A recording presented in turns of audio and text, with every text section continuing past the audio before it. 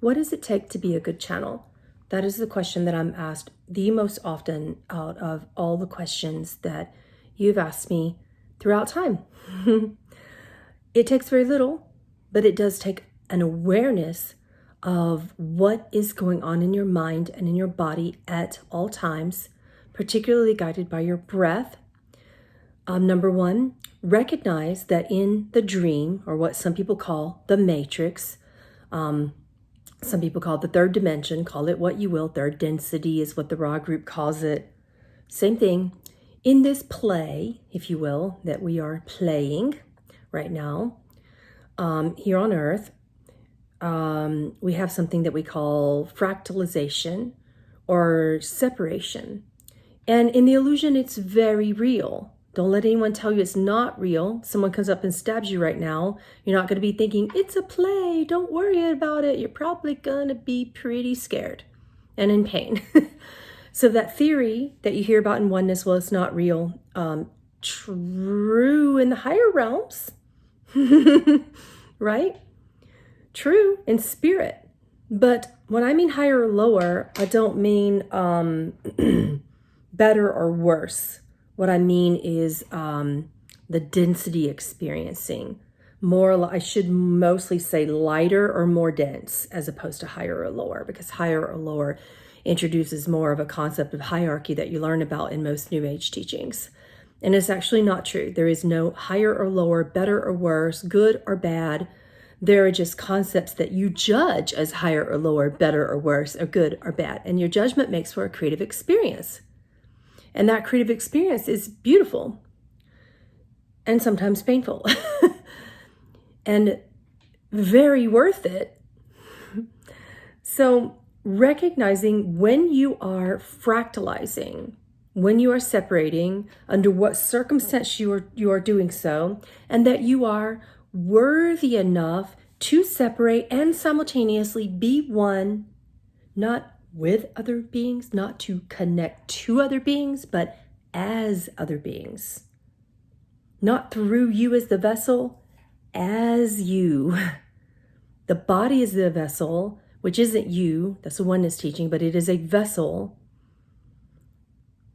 And it's actually a recognizing of the light in the alleged other being's spirit, not form, not body, not their thoughts.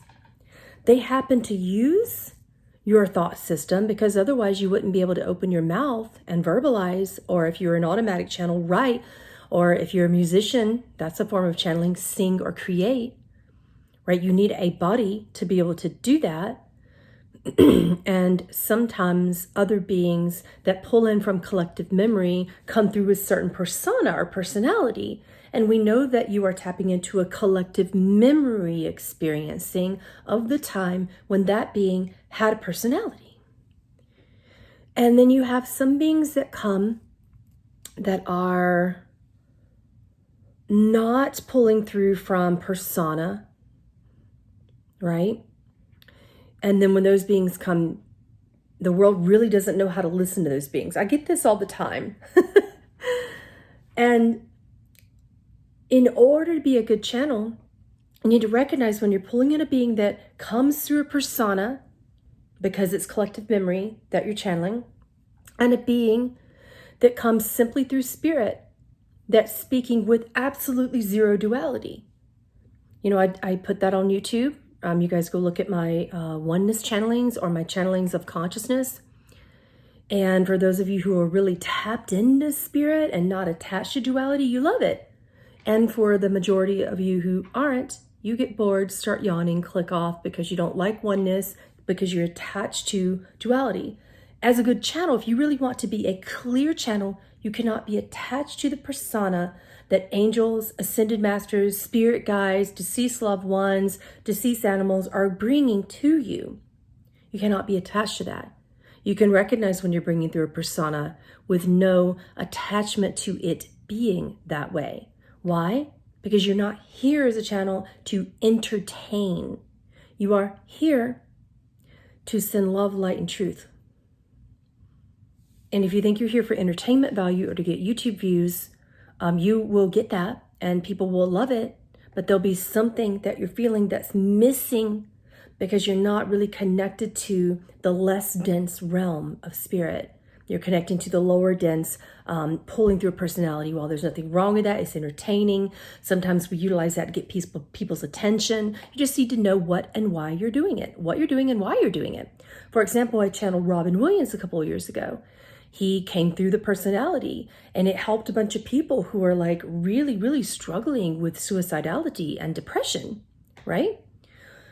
And you know, of course, oneness people were like, I would really prefer that you channel Serapis Bey or Jesus. But people who were really struggling with their attachment to the collective memory of depression, they loved it because he made them laugh. He made them understand how to let their feelings of pain arise and then rise it with joy and then humor as well. Like, be authentic about what you're feeling, and also don't be afraid to be joyful. He also authentically discussed, you know, how it can be dangerous to just go straight to joy without actually feeling your depression, that can cause apathy, which is worse than depression. There were so many powerful things that collective persona of Robin Williams came through to express. But was it Robin Williams? No, spirits don't actually have names. They give us that because we won't listen otherwise. They give us that because we won't relate otherwise. We don't find relatable content unless it's a personality. That's why beings play along with that. But generally speaking, most beings that, leave the form are aware that they are spirit beings. They have no particular attachment towards their personality. It's you who does. Therefore, they come through because that's where you are, and spirits will meet you where you are. So a good channel needs to know how to meet people where they are and not be afraid to bring through the light realms, the less dense realms of truth and oneness, because that is ultimately what people need. I can give you feel goods from all the personality channelings possible. Lilith makes you laugh every single day, and then she turns it off and goes into less personality and more deep spirit-ridden information that just pulls into your heart, into the light that is you, and makes you passionate for truth, right? That's what she's good at. And she uses her personality to get your attention and catalyze you, and then she drops, or rises rather, whatever you want to call it, into spirit. She pulls away the veil, and then she starts really, really telling you what you need to hear, not what your mind tells you need to hear, not what you want, not what you desire, not a little feel good for the moment that's going to make you stop thinking about the election, but you know what I'm saying? Like, she tells you what you need to hear. So you need to know how to do that effectively. How to catch people's attention with the personality of the spirits that want to speak, but also when to know how to tell those spirits to turn off the personality, to turn off, the mind chatter that they do, because they got as much as you. Spirits got agendas too when they're in that. To get out of their agenda and to get into their spirit. Channel their spirit essence. And you can do both of those things in one channeling. Because on YouTube, if people don't know you, you've got to get people's attention. I did that just yesterday. It's called clickbait. You guys weren't real happy with me. Who was going to win the election? You knew right away I wasn't going to tell you because it doesn't matter who wins.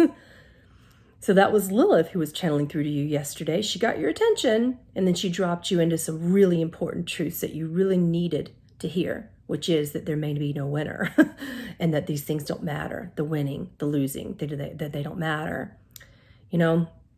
So this is what an effective channel will do. They meet people where they are, and then they lift them higher, if you even believe in higher, into less density. They unveil you from what you think you want, what you think you need, into oneness. Okay? So there's also various types of energies that come through the mind and the body and the emotions and your breathing patterns and different things like that. You need to understand whether or not you would be an effective clear conduit channel, which means eyes open, fully awake, or trancing. Most people would be best at trancing because they are not really if you don't have a spiritual practice, a daily, consistent spiritual practice, I suggest trancing first, and there's a reason for that. But that's one thing. You need to know the difference between how that feels and what you're best at, what you would be best at, not what you think you would be best at, but what happens after practice with the different types of channeling. And you need to recognize the density of the energies that come through and compare that with each experience. For example, galactic channelings, very, very high frequency, less dense, incredibly high frequency. Like when I channel a galactic, I just channeled the Pleiadians about a week ago, and after that channeling, my whole body was buzzing. There's a buzzing that happens. Have you guys felt that with channeling galactic collectives? There was a strong ringing in the ears that happened for about 2 hours afterwards. It took some pratyahara, some energy management to get through. So there's different things that happen.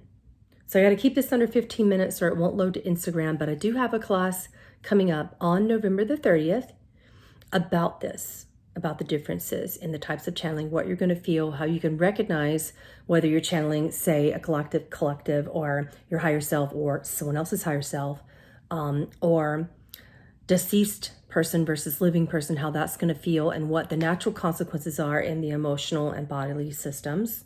Okay, how safe it is, rather, all those kind of things.